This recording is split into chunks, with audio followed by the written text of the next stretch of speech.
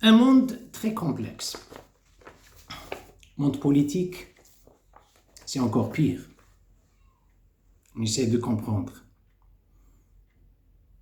Dans n'importe quel pays du monde. D'ailleurs, seuls les politiciens eux-mêmes, ils ne savent pas plus ce qu'ils sont en train de faire.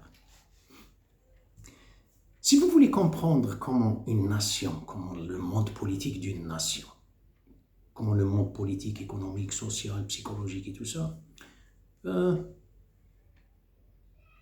jeter un coup d'œil dans les temples, là où les gens viennent volontairement, involontairement, ou même s'ils ne vont pas. Ils ne visitent pas leur temple, même ça. Allez jeter un coup d'œil sur ce qui se passe dans le temple, il vous donne une idée de ce qui se passe dans le monde politique. Le monde qui est le gouverneur, le rôle du gouverneur, du gouverné, le commandant, le commandé, l'employeur, l'employé, la banque, tout est dans le temple. Vous entrez dans un temple quelconque. La religion, le judaïsme a été modifié totalement. Le christianisme, la même chose. D'ailleurs, le livre. Le Coran n'a pas été modifié, mais l'interprétation de religion, elle est tout à fait, c'est pas la vraie religion que vous trouvez qui était. Le prophète sallallahu alayhi wa sallam a laissé. Je ne parle pas individus. Les individus, ils le respectent, ils le savent. Mais globalement, ce qui se passe, ce n'est pas ça. Et à propos de la femme, où est-ce qu'elle est son rôle dans la nation? La femme, c'est la fraîcheur de la vie. Si on dit la fraîcheur, parce qu'il y avait la chaleur. La chaleur, c'est insupportable, la chaleur psychique. Dans le sens, il y a le stress. L'homme lui-même, il est stressé. Il est stressé, vous le laissez dans le château de Versailles, il crée le stress. S'il n'y a pas de femme, s'il y a la femme, c'est absorbé, c'est un système de drainage. Voilà ce qui se passe. Si vous voulez comprendre un pays, une communauté, agglomération, vous allez dans un endroit pour comprendre, avoir une idée d'un monde de sérénité, de tranquillité, jetez un coup d'œil sur la femme. Ça vous donne une idée. Je sais peut-être ces mots, 2 points à la ligne suivante, est-ce que les mots suivants ne vont pas plaire la plupart, mais c'est le cas, c'est comment moi je vois. Écoutez, mes jumelles sont un peu différentes, mon télescope est un peu différent. Bon, si vous voyez une femme qui marche avec noblesse dans une communauté, c'est-à-dire elle a le temps. Elle marche avec noblesse, elle ne se précipite pas. Son entourage, son bébé a le temps. Elle a un temps pour le bébé, pour l'allaiter. Elle a le temps pour son mari. Elle a le temps, elle marche et on lui cède le passage avec la galanterie. On lui cède, on lui laisse la place. Si elle marche, elle a le temps, il y a le temps, il y a l'extra. Ça, c'est un monde de tranquillité. Elle a le temps. Elle travaille.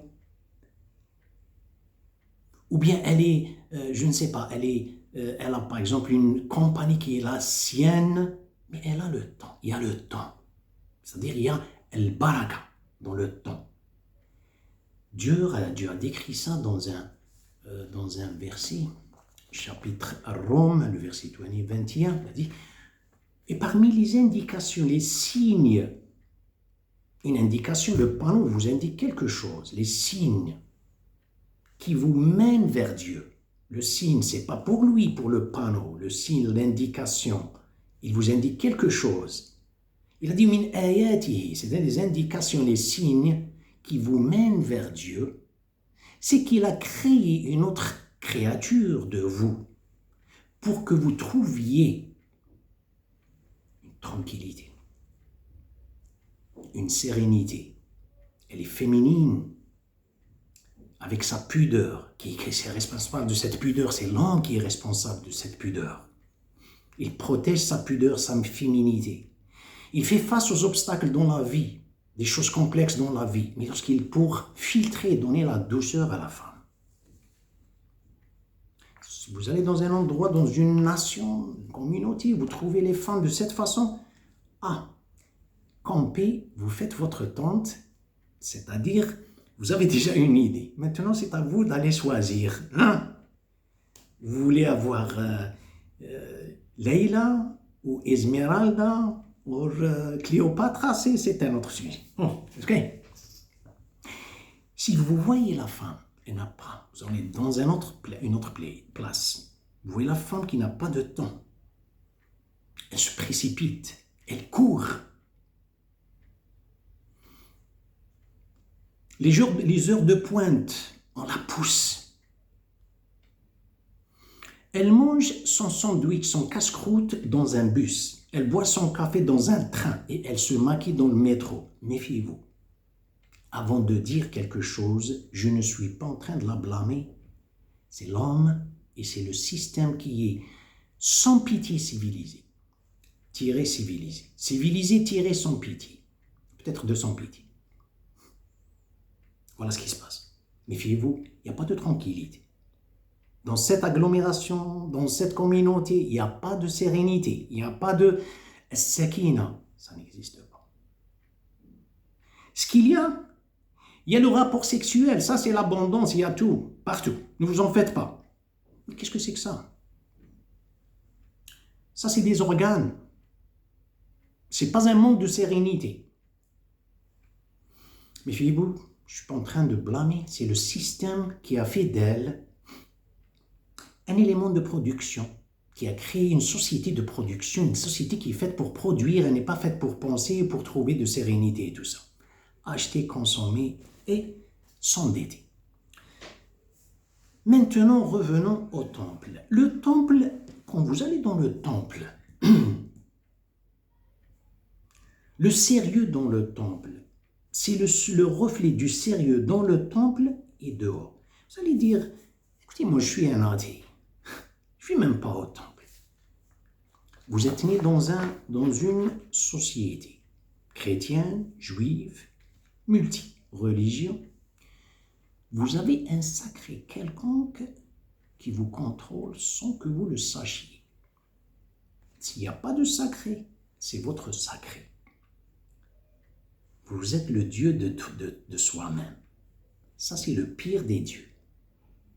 Car il vous ruine. Il crée un tourbillon et un tourbillonnement au niveau de la conscience. Vous êtes libre. Je ne suis pas en train de critiquer qui que ce soit. Car le Dieu que vous avez façonné, vous est dévoué, il vous tire. Vous êtes sincère avec un rocher. Ne vous en faites pas, le rocher va vous donner des résultats, simplement temporaires. Ne vous en faites pas, vous pouvez sculpter un Dieu, vous adorez ce Dieu, vous êtes libre. Les émotions, c'est comme une tangente. Elles vont, ensuite, elles touchent le statique revient sur vous. Ce qui est dans notre religion, je n'ai pas envie de les nommer. Le sérieux, jetez un coup d'œil dans le sérieux. C'est-à-dire dans les temples, vous verrez ce que c'est que le sérieux du peuple. Ce sérieux, il est dans le sérieux, le reflet de ce sérieux est dans l'institution, dans le pays. Maintenant, on laisse ça de côté, on va voir les couches. Atmosphérique, biosphérique, stratosphérique, il y a 3 couches. Dans la peau, il y a 3 couches. Dans le monde psychique, il y a 3 couches. Il y a le conscient, il y a le subconscient. Ça s'arrête là. Voilà ce que les psychologues disent, bien qu'ils peut-être jouent avec des mots. L'ego, les super-ego et tout ça, pas pour s'aventurer là-bas. Vous avez le conscient, vous avez le subconscient, c'est la conscience, c'est ce que l'être humain, c'est une conscience, mais elle est en dessous de la conscience. Up-conscience, sub, c'est le dessous. La conscience que la personne cache. Ça s'arrête là. Mais lorsque vous allez en religion, Il y a le dehors, le conscient qu'on voit. La plupart du temps, c'est une façade. Il y a le subconscient, il y a le subconscient, que personne ne le connaît. Le conscient, on le voit. On juge la personne sur la base des apparences sont souvent trompeuses. Aujourd'hui, elles sont la plupart trompeuses. Ok, simuler, dissimuler, voilà. Subconscient, c'est pour ça le psy, qu'est-ce qu'il fait? Il essaie de parler à de multiples, je ne sais pas, visites. Il essaie de déterminer ce que le patient est en train de cacher, essayer de terminer, de plonger dans la chambre de ses archives pour essayer d'entendre, de voir quelque chose. Ça s'arrête là. Lorsqu'il tombe sur ses archives, sur le subconscient, il pense qu'il est tombé sur la réalité. Les psychologues le savent, le connaissent. Ils savent si le patient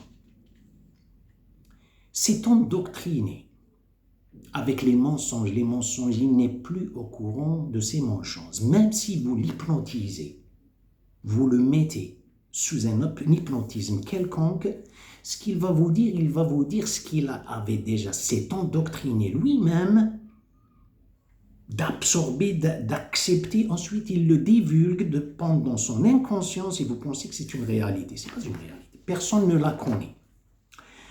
Dieu, qu'est-ce qu'il a dit? Le dehors, يعلم الجهر وما أخفى. Le jahr, c'est le dehors. Akhfa, c'est l'inconscient, le subconscient. Dans une autre place, il dit ce qu'il dit. يعلم السر وما أخفى.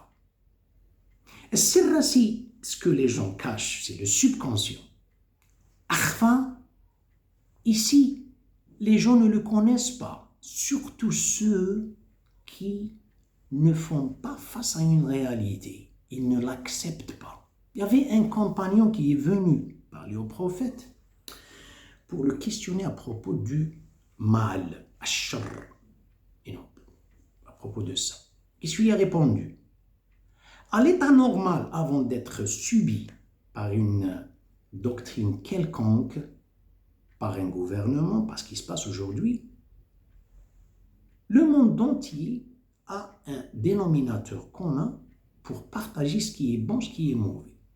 L'enfant, il connaît le bon et le mauvais. Vous n'avez pas besoin d'aller dans une université ou d'aller dans une institution religieuse pour apprendre le bon et le mauvais. Il lui a dit, ce qui gratte dans ton cœur, je parle du mal, et il palpite dans ton chest et tu ne veux pas, dans ton torse plutôt, et tu ne veux pas que les gens le sachent. Il l'avait lié avec, vous avez intrapersonnel et interpersonnel. Il l'avait lié avec les gens. Il dit, ما حكى في قلبك وتردد في صدرك ولم ترد أن يطلع عليه الناس. Si vous mettez une personne qui s'est endoctrinée par de voir le mal bon, le mauvais, elle le voit avec des alibis, elle s'est endoctrinée, elle n'est plus au courant de subconscient. Elle ne peut pas, ça y est. Pourquoi j'ai fait tout ce détour pour parler de ça? C'est ce subconscient, personne ne le connaît, que Dieu, et le sincère. Celui qui a parlé de ça, c'est le prophète Mohammed sallallahu alayhi wa sallam. Qu'est-ce qu'il a dit? Il a dit ça, quelque chose. Personne ne peut parler de la personnalité, de parler ce que les psychologues ils sont en train de parler du statique. C'est-à-dire ils prennent un cas. Personne ne peut connaître vraiment l'état de métamorphose de l'être humain que le Créateur. Lui-même qui s'est dit Allahumma ati nafsi taqwaha anta khayru man zakkaha anta mawliyuha wa mawlaha. Regardez, oh mon Dieu, franchement je ne trouve pas le mot pour, c'est-à-dire traduire. Ati nafsi taqwaha, c'est-à-dire on dirait que c'est vous qui veillez sur moi pour me protéger, pour me donner une orientation, pour me guider et tout ça. Bien que c'est le prophète de Dieu, regardez. Ça, c'est le subconscient que Dieu le connaît. Mais la plupart, On fait des gestes, on fait des choses, on fait des choses, on se trouve des alibis. Ensuite, ça, c'est le subconscient, on ne le connaît même pas. C'est ce subconscient qui se transmet. Est-ce qu'il y a une conscience? Bien sûr, il y a une conscience. Bien sûr, c'est une inconscience. Mais j'étais conscient lorsque je me suis indoctriné. C'est celui-là qui s'accumule dans une agglomération, dans une tribu, dans une région, et va vers le gouvernement. C'est celui-là le gouvernement. Les populations sortent dehors pour protester et pour faire et tout ça. Mais ce qu'il y a vraiment, ce qui est vraiment dans le subconscient, je l'ignore. Je l'ignore. Les gens vont vous dire, comment vous pouvez dire ça, alors que vous êtes au courant que presque tous les gouvernements dans le monde, je parle des gouvernants, ont été élus par des élites. Ce n'est pas les peuples qui a voté pour eux, bien que, malgré ça, ils ne peuvent pas résister. La continuité, bien sûr, il y a des gens qui ne sont pas complices par leur indifférence, ils sont vigilants. Bien sûr qu'ils ne font pas partie de cette nation. Ils vivent, mais ils ne sont pas partis. Dans n'importe quelle religion. Je parle de tout le monde. Mais ceux qui sont les plus à être blâmés, c'est les musulmans.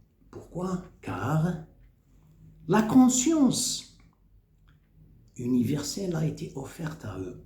Elle était offerte aux Juifs. Ils l'ont négligée, ils l'ont saisie, ils l'ont monopolisée pour eux-mêmes. Ensuite, ils ont échoué de l'assumer. Ensuite, Dieu l'avait donné aux chrétiens. Les chrétiens, qu'est-ce qu'ils ont fait?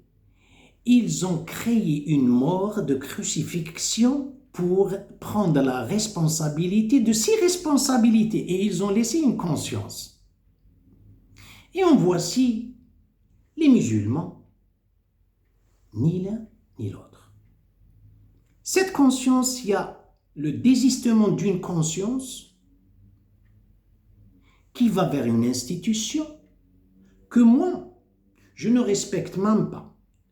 Quand je fais un rebroussement de chemin pour revenir à la foi, je ne l'assume même pas. Alors, ni foi, ni loi, je swing, je balance. Voilà ce qui se passe. Revenons au temple. Quand vous entrez dans un temple, le sérieux, où est-ce que vous voyez, regardez les gens, comment ils s'assoient. Vous allez en bouddhisme, vous trouverez ce geste.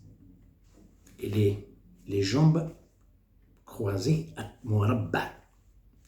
Bouddhisme, l'hindouisme, taoïsme et Shinto, qui est le Japon. Vous les trouverez tous avec cette position. Vous allez dans la synagogue qui concerne les juifs, vous trouverez les bancs. Le banc lui-même, l'alignement, la ligne, comment s'aligner, les gens s'alignent, c'est l'institution qui les aligne. Le banc, c'est l'institution. L'institution, vous pensez qu'ils sont tous ensemble alors qu'ils sont dispersés. C'est la même chose, vous les trouverez dehors. C'est le banc, mais il y a un respect. Ils s'assoient sur le banc. Vous allez chez les chrétiens, la même chose. Il y a le banc qui est l'institution. L'institution, elle leur donne un vertige car ils ne touchent pas le parterre. Moïse ne l'a pas fait. Jésus ne l'a pas fait. C'est une fabrication des gens, c'est des rabbins après et les prêtres d'après qu'ils ont fabriqué ça. Alors, les gens viennent, vous savez, comme je viens de dire, viennent pour s'institutionnaliser, ensuite ils sortent. Vous trouverez tous, ils ont un certain degré de respect de cette maison que eux considèrent, elle est pour Dieu. Ils ne sont pas entrés dans la maison de Dieu. Ça, s'ils disent c'est la maison de Dieu, mais ils sont entrés dans la maison dans leur propre maison de leur conscience.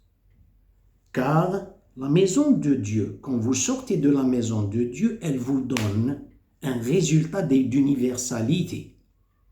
Chez le juif, elle lui donne le résultat de polarité. Chez le chrétien, elle lui donne un résultat de laïcité qui n'a même pas, il n'existe même pas. Elle, de désistement, ne t'en fais pas, c'est Jésus qui s'en charge. Vous avez une responsabilité, une décision de d'irresponsabilité, prendre la responsabilité, de s'y responsabiliser, et la fin de cette conscience, elle va vers une mort. C'est pour ça que le taux de suicide, il est le plus élevé dans le monde. C'est la foi elle-même qui a créé ça, la foi. C'est pas la foi, c'est la mécréance de religion. Bon, maintenant, la mosquée. C'est le seul temple dans le monde là où vous trouverez les gens avec leurs jambes tendues, l'une sur l'autre. C'est le seul. Vous ne trouverez pas chez les juifs, chez les chrétiens. Regardez le comportement de je m'en foutisme, l'absence seigneuriale de leur conscience, qu'est-ce qu'elle leur a donné? S'il y avait un atome, je dis un atome, de présence seigneuriale, on dit rahban, il aurait peut-être joindre leurs jambes et s'asseoir avec humilité comme les autres. C'est le seul. Ça c'est la première des choses. C'est le seul temple dans le monde là où vous trouverez les enfants qui jouent. Pendant que l'imam, il est sur la tribune, on appelle un mimbar. C'est le seul. Ce n'était pas comme ça pendant les années, les décennies précédentes. Encore, ça s'est commencé pendant les années 80, 90 et tout ça. Et vous savez bien la source de cette... Sinon, qu'est-ce qui se passe? Vous avez dit auparavant que le gouverneur et le gouverné. Les gens, quand ils viennent dans un temple pour être sincères, c'est-à-dire, la personne, quand elle vient, elle admet il y a des fautes commises, il y a des infractions, des péchés et tout ça. Ça, c'est un côté. Mais aussi, elle admet que la propriété, la richesse, le poste de travail, la beauté physionomique, la propriété, ce n'est rien devant Dieu, qui, normalement, il l'enlève du dessous de son subconscient avec ses souliers, dehors. Il le laisse, il entre chez Dieu. Il est dans la maison de Dieu. La maison de Dieu n'a pas de surface. Elle est universelle. C'est vous qui faites, ou bien qui estime, qui donne les mesures de cette mosquée. Elle n'a pas de mesure. Elle fluctue. Et elle a l'épanouissement et le rétrécissement. C'est votre conscience, combien vous avez. Vous vous êtes dévoué. Combien vous vous êtes désisté du monde terrestre pour entrer dans un monde céleste. Or, ce n'est pas le cas. Il se désiste, cette personne-là, cette conscience, elle vient, tous les gens, voici où réside le vote, la campagne électorale. Les gens sont complices avec le gouvernement, avec leur subconscient de ce qui se passe. Ils vont vers le gouvernement et quand ils voient les cicatrices de leur visage, ils ne les aiment pas. Vous ne trouverez jamais, le plus jamais, un prophète de Dieu. Cette logique, c'est pour ceux qui ont une foi dans, par exemple, la loi divine. Ceux qui n'ont pas de foi, prenez ça comme philosophie. Vous ne trouverez jamais un prophète qui a insulté un gouverneur. Abraham était avec Namrod. Namrod, c'était un dictateur. Mais il n'y avait pas des indications suffisantes qui montrent gouverneur gouverné. Mais il y avait un dictateur. C'était une logique. Abraham, avec une logique, il s'est détruit lui-même. Il ne l'a pas détruit, il n'avait pas l'intention de faire un coup d'État, non, jamais. Le deuxième gouvernement, là où il y avait une indication de gouverneur-gouverné, c'est Pharaon. D'ailleurs, aujourd'hui, c'est le transfert et le reenactment. Le réenactement, je ne sais pas si on dit ça en français, mais en anglais, je sais reenactment, in other words, c'est-à-dire c'est le même prototype que vous le voyez aujourd'hui dans le monde, composé de 3 personnalités, Pharaon, Haman, Qarun, et les magiciens, qui camouflent la réalité. Vous avez Pharaon qui montre la gloire, qui se glorifie. Le prototype, il est dans chaque personnalité, dans le peuple. Vous avez Haman, qui représente l'ego defense mechanism, le mécanisme d'autodéfense. Il cherche n'importe quoi pour justifier les mauvaises actions de Pharaon. Chez l'individu, il se trouve toujours des alibis pour se justifier, il n'est jamais loyal. Vous avez Qarun qui représente l'exhibition exagérée, se montrer pour défier. Vous le trouverez ça chez le peuple. Les gens transportent le gouvernement sans qu'ils le sachent. Et vous avez les mensonges, les alibis qui sont le prototype des magiciens. Ce n'est pas mon sujet. Simplement, le sujet, je dis, quand vous voyez ce que c'est que le gouverneur-gouverné, ce qui est, et tout ça. Maintenant, parlons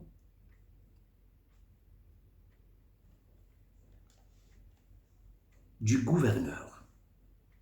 La force dans la religion, la force quand vous sortez de la religion, du temple, la force dans le gouvernement est captif et caractérisé par les réunions, par le monde, tout le monde est comme ça. Mais il pense à une force économique, une force des missiles intercontinentaux, on dit un missile intercontinentaux. Il pense à une armée, il pense à une force. La force, elle ne cesse de stopper. Elle est tout le temps, c'est une force. Dans leurs esprits, ils pensent que c'est une force. C'est la même chose lorsqu'on parle d'un individu. Ils pensent avoir de l'argent, on plus des millions, ensuite plus de des millions, c'est des milliards, ensuite ça. Dans le monde du temple, ça veut dire religieux. Ça, c'est pas une force. La force, lorsqu'elle a atteint une certaine altitude, certain degré d'omnipotence, elle rebondit. Méfiez-vous, prenez vos dispositions avant que vous tombez de la falaise. Et qui est-ce qui connaît, qui est-ce qui surveille ce genre de force? C'est l'aumône. L'aumône, qu'est-ce que c'est que l'aumône? Il y a une richesse, il y a un montant d'argent. C'est le 3e pilier, je pense. Il y a le 3e pilier en islam. C'est l'aumône. Il atteint un certain montant qu'on appelle un nisab. Première condition. Deuxième condition, il doit tourner, c'est-à-dire vous restez à votre possession une année sous le calendrier lunaire. Ensuite, vous donnez le 1/40e, bien un quart de dixième. Si vous ne le donnez pas, moi je ne donne pas, c'est une richesse. Dans votre esprit, vous pensez, moi je ne donne pas. Pourquoi je dois le donner? Lorsqu'il tourne. Le 1/40e, ça, ce n'est plus une richesse chez vous. Vous le voyez avec le nu, mais dans le monde des esprits, c'est une faiblesse. Je vais donner un petit exemple. Mon corps a besoin de 2000 calories. Suivant les dépenses des exercices physiques, mon corps a besoin de 2000 calories. J'ai pris 3000 calories. Vous pouvez prendre 4000 si vous voulez. Votre corps a besoin de 2000. Vous voulez prendre 3000, allez-y. Est-ce que vous transportez les 1000 calories extra? Vous les avez comme force? Non, vous les transportez comme maladie cardiovasculaire et tout ça.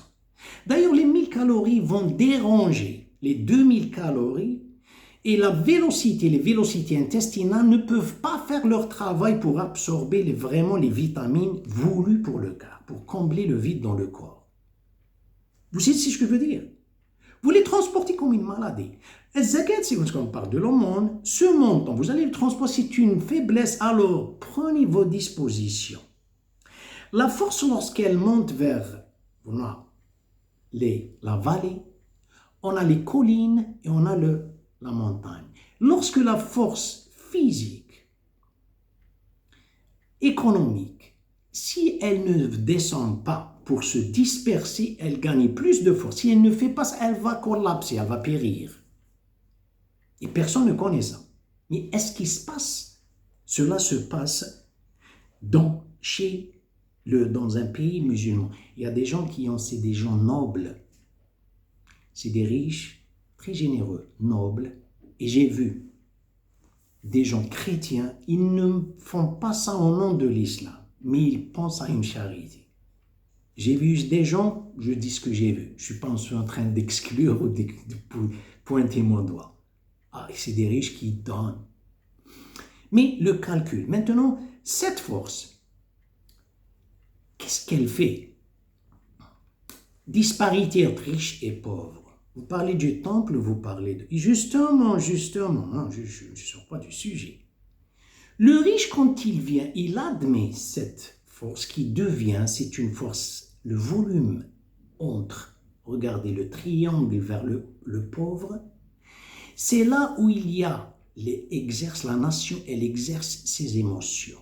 Il y a l'amour, il y a la générosité, il y a la tendresse, il y a l'affection, il y a ça. Voilà les forces, ce qui se passe ici.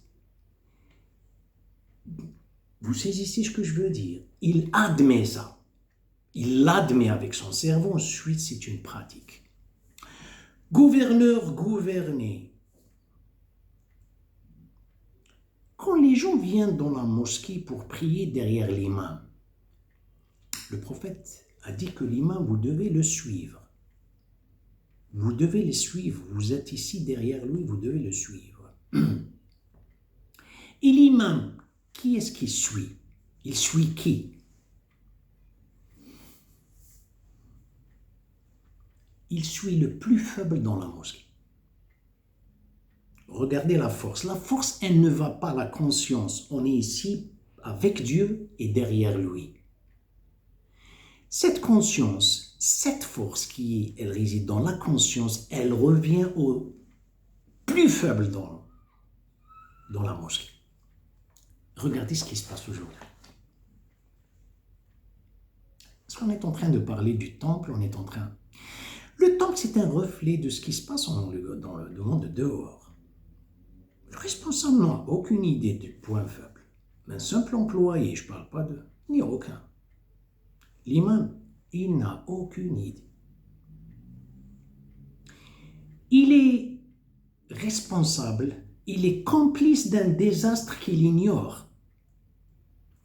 Les gens viennent, c'est pas comme avant.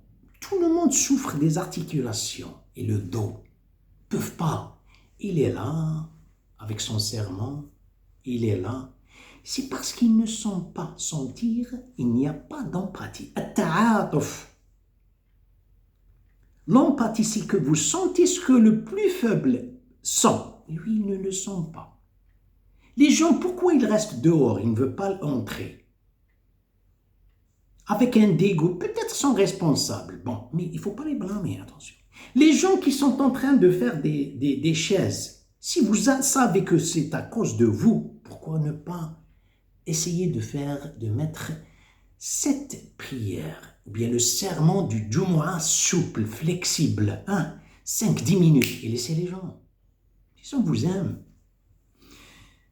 Et ils se justifient, ils donnent des alibis, ils disent, quand vous allez dans des endroits de distraction pour danser, pour pratiquer du sport, vous restez 1 heure, 2 heures, vous faites rien. Lorsque vous venez dans la